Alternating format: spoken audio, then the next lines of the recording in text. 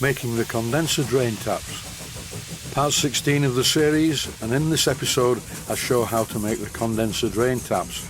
I modify commercial steam valves for this job by drilling the valves and soft soldering extension pipes that go down inside the tanks almost to the bottom.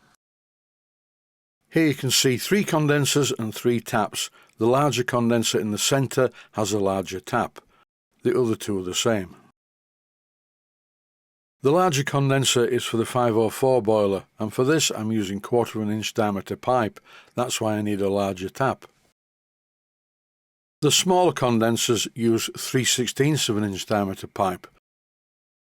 In this clip I'm marking out the length of one of the 3/16 of an inch diameter pieces of pipe.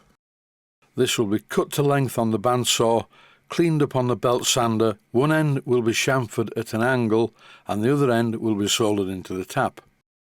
I repeat the process with the 1/4 of an inch pipe that goes down inside the larger condenser. For the length, I am taking into consideration that part of the thread from the tap will protrude on the inside of the cap. I'm chamfering one end of each of these pieces of pipe. I will explain about that in detail shortly. Here I'm using a needle file to open up the end of the pipe because the grinding process tends to close up the copper. I have 3 pieces of pipe. 2 are 3/16 of an inch in diameter and 1 is 1/4 of an inch in diameter. This is a 3/8 by 32 threads per inch tap, and I'm going to drill this 1/4 of an inch, and in fact that's what I'm doing at the moment. Be very careful not to let the drill go too far down into the metal. I certainly don't want the drill to touch the valve that's inside. A quick check on the length confirms that this is about right. Now the gap at the bottom is intentional. I will explain why. If the pipe goes too close to the bottom of the tank, it can be difficult to drain because don't forget there is steam oil inside there. So always leave a bit of a gap, which in turn leaves some water and oil in there and it drains instantly. Now it's soldering time. The pipe is a good push fit in the hole and I'm using a Proxon blowtorch which is very small and very hot. Don't rush this job because it's very important that the parts reach the correct temperature for soldering. If you apply the solder too early, this will happen. And there is a risk of the solder running down onto the threads of the valve itself, and you really don't want to do that. So leave the heat on a little bit longer and keep the heat high up.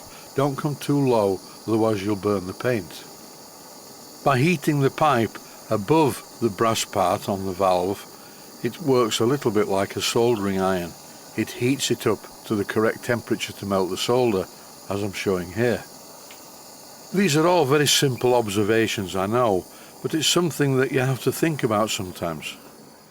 The solder joint is okay, but I want to get rid of the flux, so I use a paintbrush with a bit of water on it to wipe around the joint, but this makes the joint look rough. So to finish off the job, I reapply the heat, which settles it down and makes it look nice and clean and shiny. While the parts are cooling, I thought it was a good idea to turn over the base plates that are in the outer part of the workshop and paint the other side. And I'm still using the heat-resistant paint. This paint is very strange stuff. I think it has graphite in it because when it dries a sort of a grey-black. And that doesn't look good and it doesn't match the boilers. So what I'm going to do, once this paint is thoroughly hardened, is give it a coat of the usual HMG Satin Black C71 paint. Then everything will match. And it should be heat resistant. I've done this on quite a few things, including smoke boxes on locomotives. And the paint doesn't seem to burn off, it seems to bake onto the metal. Back into the inner part of the workshop, the valve is cool, time to fit it in position on the first of the condensers, which is the large one. I've used a shim washer to make sure that the outlet valve faces to the right. This will make it very easy and convenient to attach a piece of pipe to an adapter I'm going to make. Then the condensate and oil residue can be drained into a suitable receptacle. Now it's time to work on the smaller condensers. These are the pieces of 3/16 pipe, and I'm cleaning them up. Notice also it's chamfered at an angle at one end. That's the bottom part.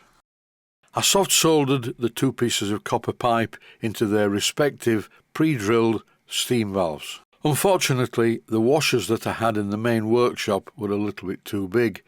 My main supply of washers is in a box down in the smaller workshop. I will fit the correct washers later. And that is it for this video. 3 condensers, 2 the same and 1 different. Now I need to lay out the individual parts on the bench, measure around them and buy suitable mahogany baseboards. But that's it for now. Stay safe, stay healthy. Thanks for watching and I hope you found it useful. Please take the time to visit my Mainsteam Models website and click on the section of the website that says Video Playlists. And by doing that you can find other videos that you may like to watch. And by using the playlists you can actually watch the videos back to back.